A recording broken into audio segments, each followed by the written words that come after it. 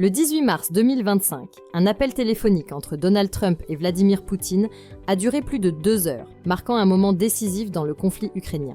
Cette conversation, très attendue, s'inscrivait dans un contexte géopolitique tendu où les enjeux étaient de taille. Les combats entre les forces russes et ukrainiennes se poursuivaient et la communauté internationale attendait des signes d'une désescalade.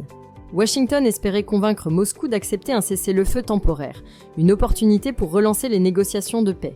Mais la Russie, de son côté, posait des conditions strictes que Kiev ne pouvait accepter.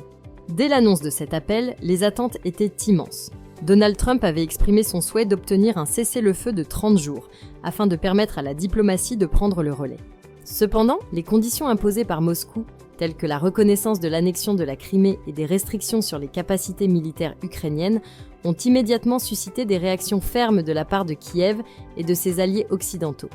Le ministre ukrainien des Affaires étrangères, Andriy Sybiga, a réagi rapidement, affirmant que l'Ukraine ne pourrait accepter aucune condition préalable à un cessez-le-feu, notamment en ce qui concerne son territoire et son intégrité. L'échange entre Trump et Poutine a révélé une autre facette de ce conflit complexe. La guerre des mots, souvent plus subtile que les actions militaires. Avant l'appel, Poutine avait déjà tacitement mis en garde les Occidentaux, suggérant que même si les sanctions contre la Russie étaient levées, l'Occident chercherait toujours à affaiblir la puissance russe. Dans ce climat de méfiance mutuelle, Washington espérait que la diplomatie plus souple de Trump pourrait faciliter une trêve. Pourtant, malgré la longue conversation, aucun progrès substantiel n'a été rapporté. À l'issue de l'appel, un cessez-le-feu partiel de 30 jours a été convenu, axé sur les infrastructures et l'énergie.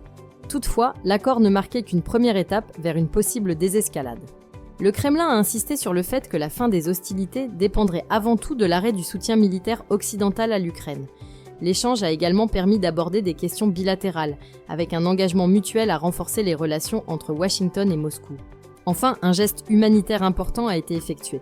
Poutine a accepté de rapatrier 23 prisonniers ukrainiens gravement blessés, un geste salué par la communauté internationale.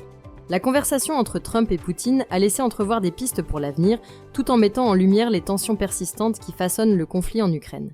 Si la vidéo d'aujourd'hui vous a plu, n'oubliez pas de vous abonner pour ne pas manquer nos prochaines vidéos.